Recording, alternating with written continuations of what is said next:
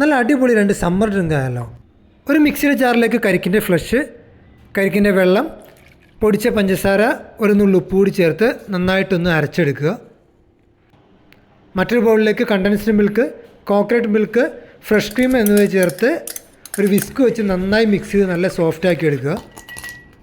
ഒരു ഗ്ലാസ്സിലേക്ക് ഐസ് ഒഴിച്ച് മിക്സിയിൽ അടിച്ചെടുത്ത കരിക്കിൻ്റെ വെള്ളം അതിൻ്റെ മുകളിലേക്ക് മിക്സ് ചെയ്ത് വെച്ച് കണ്ടൻസ്ഡ് മിൽക്ക്, ഫ്രഷ് ക്രീം കൂടി ചേർത്ത് കൊടുക്കുക.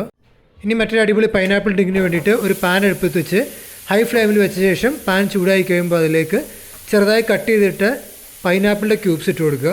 ഒരു സൈഡ് ഒന്ന് ജസ്റ്റ് ഒന്ന് കരിഞ്ഞു കൊടുക്കുമ്പോൾ മറിച്ചിട്ട് ഓപ്പോസിറ്റ് സൈഡും കുക്ക് ചെയ്ത ശേഷം ഫ്ലെയിം ഓഫ് ചെയ്ത് അടുപ്പത്ത് നിന്ന് മാറ്റുക. ചീരയെടുത്ത പൈനാപ്പിൾ, പഞ്ചസാര, ലെമൺ ജ്യൂസ് ഇത്രയും ചേർത്ത് മിക്സിയിൽ ജാറിലിട്ട് അരിച്ചെടുക്കുക.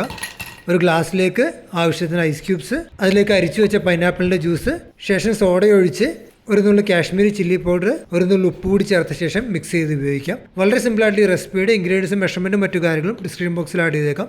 ഇതുപോലെ ഡിഫറൻ്റ് ആയിട്ടുള്ള വീഡിയോകൾ ഇഷ്ടമാണെങ്കിൽ അക്കൗണ്ട് ഇപ്പോൾ തന്നെ ഫോളോ ചെയ്യുക.